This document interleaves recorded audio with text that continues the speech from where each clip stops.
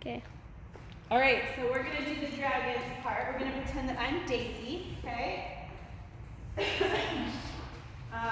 So we would be marching. Well, first of all, we go all the way around the circle like this, 8 times. Okay? All the way around, okay? You get all the way back to here. And then we're gonna go like this. We're gonna go, whoa, because they get their spears in their belly. And 2, 3, 4, 5, 6, 7, 8.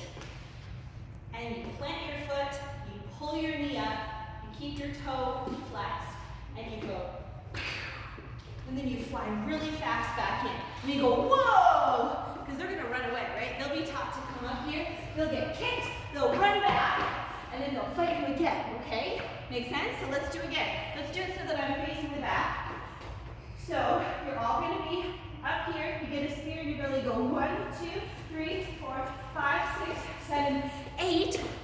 Plant the foot, kick. Sorry. Plant the foot, kick. And then you're gonna go whoosh. So you do it again. 1, 2, 3, 4, 5, 6, 7, 8. Plant the foot, kick.